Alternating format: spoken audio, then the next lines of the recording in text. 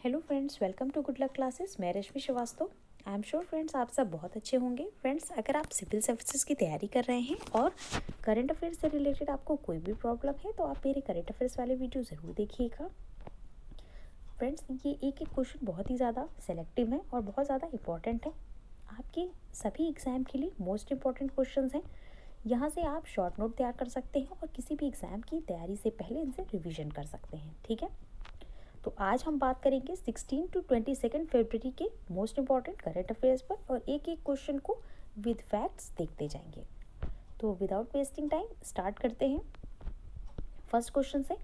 First question है, हाल ही में किस लोकप्रिय चैनल का यूट्यूब चैनल हैक कर लिया गया है। ठीक है, इसका नाम बताना है।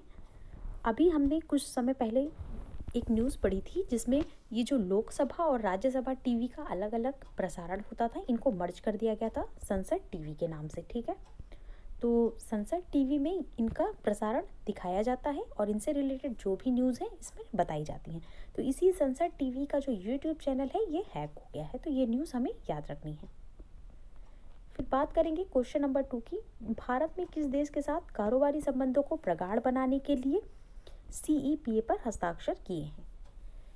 तो भारत और संयुक्त अरब अमीरात यानी कि UAE, भारत और UAE ने कारोबारी संबंधों को प्रगाढ़ बनाने के लिए शुक्रवार को समग्र आर्थिक गठजोड़ समझौता यानी CEPA पर हस्ताक्षर किए हैं और साथ ही आपसी सहयोग बढ़ाने के लिए भविष्य के लिए प्रयास भी किए हैं।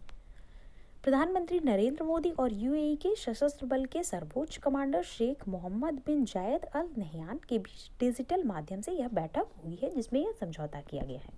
तो इसका जो राइट आंसर है UAE और UAE की कैपिटल है आबू धाबी। ये हमें याद रखना है। फिर बात कर लेते हैं, हाल ही में अहमद हसन का निधन हो गया है। इनका संबंध किस राज्य से है। अहमद हसन आपके उत्तर प्रदेश विधान परिषद में नेता प्रतिपक्ष व सपा नेता रह चुके हैं। इनका लंबी बीमारी से निधन हो गया है। जब हम किसी स्टेट से बिलोंग करते हैं तो हमें वहाँ की स्पेशल न्यूज़ को भी साथ साथ नोट डाउन करते रहना है। तो इस तरह से इसका जो राइट आंसर है ऑप्शन नंबर डी हो जाता है। फिर बात करते हैं क्वेश्चन नंबर 4 की। किस फेमस संगीतकार का हाल ही में निधन हो गया है। ये इनका इमेज जो है स्क्रीन पर देख रहे हैं, इनका नाम है बप्पी लहरी। हम सब इनके बारे में जानते हैं। बप्पी लहरी का अभी हाल ही में निधन हो गया है और इनका जो नाम था वो लोकेश लाहिड़ी था और इन्हें बप्पी दा के नाम से जाना जाता था। इनका जन्म पश्चिम बंगाल के जलपाईगुड़ी में हुआ था और ये एक फेमस संगीतकार थे। इन्हें बहुत सारे अवार्ड्स भी मिल चुके हैं, जैसे फिल्म फेयर अवार्ड से इन्हें सम्मानित किया गया था। फिर 2018 की बात करते हैं तो इन्हें film fair life time achievement award से भी सम्मानित किया गया था। मिर्ची म्यूजिक अवार्ड्स, इस तरह से बहुत सारे अवार्ड्स से इन्हें सम्मानित किया जा चुका है। तो इनका नाम हमें याद रखना है, बप्पी लहरी। नेक्स्ट क्वेश्चन पर बात करते हैं। नेक्स्ट है आपका, बप्पी लहरी का निधन किस बीमारी की वजह से हुआ था। ऑप्शन नंबर ए आप देख रहे होंगे, स्लीप एपिनिया। ठीक है, स्लीप एपिनिया जैसे कि नाम से ही यह एक स्लीपिंग डिसऑर्डर है, यानी सोने के समय होने वाली प्रॉब्लम से यह बीमारी होती है। जैसे बहुत ज़्यादा वजन बढ़ जाना और उसके कारण सोने के समय सांस लेने में तकलीफ होना और ब्लड में ऑक्सीजन का जो स्तर है वो भी कम होने लगता है। तो इस तरह से इन सारी प्रॉब्लम्स की वजह से यह बीमारी होती है। तो स्लीप एपेनिया की वजह से फेमस संगीतकार आपके बप्पी लहरी का निधन हो गया है। फिर क्वेश्चन नंबर 6 है, पहली बार एक साथ 38 लोगों को मृत्युदंड की सजा सुनाई गई है। ठीक है, इसका संबंध किस राज्य से है ये हमें बताना है। सबसे पहली चीज़ तो भारत में एक इतिहास में यह पहली बार हुआ है कि 38 लोगों को एक साथ मृत्युदंड की सजा सुनाई गई थी और जो इसका संबंध है वो गुजरात के अहमदाबाद से है। गुजरात के अहमदाबाद में वर्ष 2008 में, ठीक है, 2008 में एक बम धमाका हुआ था जिसमें लगभग 56 लोग मारे गए थे और 200 से ज़्यादा लोग घायल हुए थे। ठीक है, तो इसी केस में 49 लोगों को दोषी बताया गया था। 49 लोगों को दोषी बताया गया था जिसमें 38 लोगों को फांसी की सज़ा दी गई थी और 11 लोगों को आजीवन का कारावास दिया गया था। और यह एक स्पेशल कोर्ट के जज अंबालाल पटेल ने इसे 18 फरवरी को यह फैसला सुनाया है। तो इस तरह से इनका नाम आपको याद रखना है और यह वर्ष 2008 की घटना है। 26 जुलाई 2008 को यह घटना हुई थी और इसके पीछे एक आतंकी संगठन है इंडियन मुजाहिदीन, इसका जो है हाथ बताया जा रहा है। तो इस तरह से इन सारे फैक्ट्स को हमें याद रखना है। फिर बात करते हैं क्वेश्चन नंबर 7 की। किस देश ने 12 से 18 साल की आयु वर्ग के लिए कोविड-19 के टीके कोर्बेवैक्स को मंजूरी दे दी है? तो बात कर लेते हैं भारत की। ठीक है, यहाँ पर बात हो रही है भारत की। भारत के औषधि महानियंत्रक ने 12 से 18 साल के आयु वर्ग के लिए बायोलॉजिकल के कोविड-19 के टीके कोर्बेवैक्स को सीमित इस्तेमाल के लिए मंजूरी दे दी है। ठीक है, तो इसका जो राइट आंसर है ऑप्शन नंबर सी, भारत। फिर नेक्स्ट क्वेश्चन है आपका, गुजरात के अहमदाबाद में हुए बम ब्लास्ट की घटना को किस तिथि को अंजाम दिया गया था? तो ये अभी हमने पढ़ा है 26 जुलाई 2008 को, और ये डेट आपको याद रखनी है। ठीक है, ईयर के साथ। फिर आते हैं नेक्स्ट क्वेश्चन पर। नेक्स्ट है आपका यूपीआई क्या है? ठीक है, यूपीआई का फुल फॉर्म जान लेते हैं सबसे पहले। इसका फुल फॉर्म है यूनिफाइड पेमेंट इंटरफेस।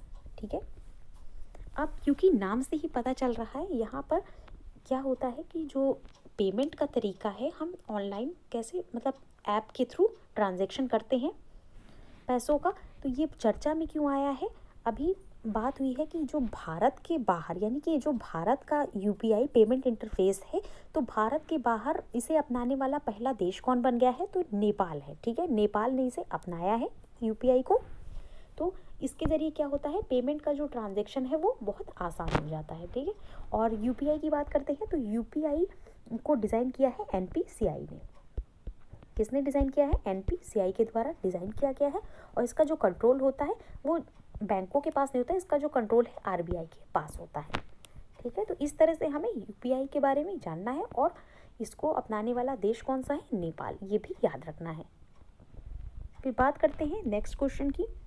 नेक्स्ट है आपका, भारत में किस संगठन के सचिवालय को सांप्रदायिक मानसिकता वाला बताया गया है? ठीक है, अब ये क्यों बताया गया है, चलिए इस पर भी बात कर लेते हैं। सबसे पहले तो इसका जो राइट आंसर हो जाएगा वो ऑप्शन नंबर बी है, OIC, यानी इसका फुल फॉर्म है organisation of the Islamic corporation. ठीक है, इसका फुल फॉर्म है। अब अभी हाल ही में आपने हिजाब को लेकर बहुत ज़्यादा जो है विवाद देखा था। ठीक है, और इसी पर अभद्र टिप्पणियाँ या टीका टिप्पणी लगातार होती रही हैं, जिसकी वजह से इसे क्या बताया गया है? सांप्रदायिक मानसिकता वाला संगठन बताया गया है। ठीक है, तो ये नाम आपको याद रखना है और इसका फुल फॉर्म भी याद रखना है। अगर हम organisation of the Islamic corporation की बात करते हैं तो इसकी स्थापना हुई थी 1969 में। ठीक है फ्रेंड्स, हमारा जो देश है वो एक डेमोक्रेटिक कंट्री है, और इस तरह से किसी भी एक धर्म के लिए अभद्र टिप्पणी करना ये बहुत ही गलत बात होती है। इस वजह से किसी कारणों से इन्हें एक सांप्रदायिक मानसिकता वाला बताया गया है, और यह एक बहुपक्षीय संगठन है, यह भी आपको याद रखना है। फिर बात कर लेते हैं नेक्स्ट क्वेश्चन की। नेक्स्ट है आपका, ATP 500 टेनिस प्रतियोगिता में किस खिलाड़ी ने रियो ओपन टेनिस टूर्नामेंट का खिताब जीत लिया है? इनका पूरा नाम है अल्कारेज। ठीक है, इनका पूरा नाम है कार्लोस अल्कारेज। ये स्पेन के खिलाड़ी हैं और इन्होंने रियो ओपन टेनिस टूर्नामेंट का खिताब जीत लिया है, और अर्जेंटीना के डियोगे श्वार्ट्जमैन को हराकर यह खिताब जीता है। इसी के साथ साथ ये ATP 500 टूर्नामेंट जीतने वाले सबसे युवा खिलाड़ी बन गए हैं। इनका पूरा नाम है कार्लोस अल्कारेज। ठीक है, ये नाम आपको याद रखना है। फिर बात करते हैं नेक्स्ट क्वेश्चन की, ये भी मोस्ट इंपॉर्टेंट क्वेश्चन है। तुर्की में अपने देश का नाम बदलकर क्या रख दिया है? ठीक है, तुर्की आपका एक देश है और इसने अपने जो देश है उसका नाम बदलकर क्या कर दिया है, ये हमें बताना है। तो जो तुर्की के राष्ट्रपति हैं एर्दोगन, उन्होंने कहा है कि जो तुर्की का अब नाम होगा वो तुर्की होगा। ठीक है, ऑप्शन नंबर सी। अब यहाँ पर अंतर्राष्ट्रीय संगठन से या फिर ऐसे संगठन हैं जिनसे बातचीत करने के लिए इस नाम को मतलब इसी नाम से इसे पुकारा जाएगा, तुर्की नाम से। और ये पहले से ही इसका नाम था, ये आज अभी अचानक से नहीं हुआ है, पहले भी इसे तुर्की ही बुलाते थे। फिर अगर इसके कुछ प्रोनाउंसिएशन की बात करते हैं तो पहले इसे तुर्की तो जब तुर्की बोलते थे उसमें तुर्की प्रोनाउंसिएशन में आता था, जिस वजह से बीच में इसे तुर्की बोला जाने लगा था, लेकिन फिर से इसका नाम तुर्की रख दिया गया है। ठीक है, तो ये चीज़ आपको याद रखनी है। फिर बात करते हैं क्वेश्चन नंबर 13 की। लासा बुखार से किस यूरोपीय देश में मौत की खबर का मामला सामने आया है? लासा बुखार का नाम हम बहुत टाइम से सुनते चले आ रहे हैं, लेकिन अभी हाल ही में ब्रिटेन में क्या हुआ है कि यहाँ पर बहुत ज़्यादा इस बुखार से बहुत ज़्यादा मौत का मामला सामने आने लगा था। इस वजह से ये बहुत ज़्यादा चर्चा में है और WHO ने बताया है कि यह एक टाइप के चूहे से, यानी मास्टोमिस प्रजाति का एक चूहा होता है, जिसके मलमूत्र के संपर्क में आने से किसी स्वस्थ व्यक्ति को भी यह जो है बुखार हो सकता है। ठीक है, तो इस तरह से ये बीमारी जो है आपको याद रखनी है और इसका संबंध किससे है? ब्रिटेन से है। Option number C. फिर हम बात कर लेते हैं क्वेश्चन नंबर 14 की। इंटरनेशनल ओलंपिक कमेटी की मेज़बानी भारत का कौन सा शहर करेगा? ठीक है, तो ये बात हो रही है वर्ष 2023 के लिए। ठीक है, 2023 में जो आपकी इंटरनेशनल ओलंपिक कमेटी है, इसकी मेज़बानी भारत का मुंबई शहर करेगा।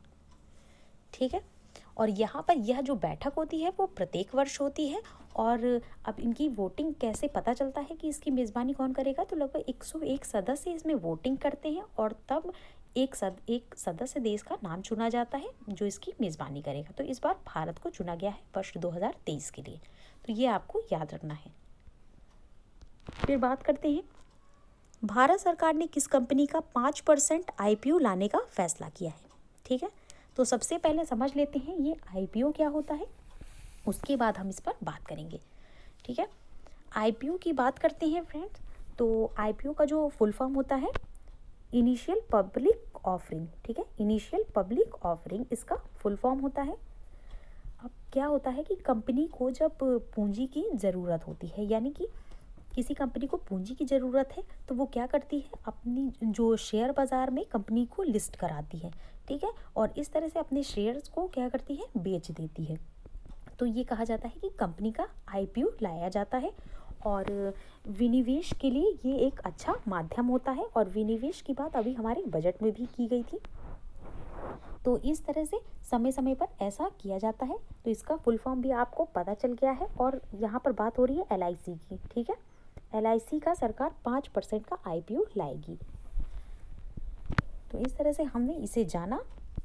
और LIC की बात कर लेते हैं, तो LIC का जो स्थापना हुई थी वो 1956 में हुई थी। ठीक है, LIC की स्थापना 1956 में हुई थी। और IPO के बारे में जो है हमें अच्छे से पता चल गया कि IPO होता क्या है, इसका फुल फॉर्म क्या है। इसके बाद क्वेश्चन नंबर 16 की बात करते हैं। किस अंतर्राष्ट्रीय संगठन के सचिवालय को भारत में स्थापित करने को मंजूरी दे दी गई है? तो ऑप्शन नंबर बी है आपका। G20 की अध्यक्षता जो है वो भारत करेगा वर्ष 2022 से 23 तक। ठीक है, इसीलिए केंद्रीय मंत्रिमंडल ने यह घोषणा की है कि G20 का जो सचिवालय है वो भारत में स्थापित किया जाएगा और यह कुछ समय के लिए होगा। ठीक है, तो इस तरह से यहाँ से ये इन चीज़ों को, मतलब इन गतिविधियों को संभालेगा। तो इसका जो राइट आंसर है ऑप्शन नंबर बी, यानी G20। फ्रेंड्स, इस तरह से हमने इन सारे फैक्ट्स को कवर किया है और ये सारे क्वेश्चंस को देखा है। और आई एम श्योर आपको ये सारे क्वेश्चंस अच्छे से समझ में आएंगे विद डिटेल। और अगर आपको पसंद आया होगा तो please share with your friends. Thank you, stay tune.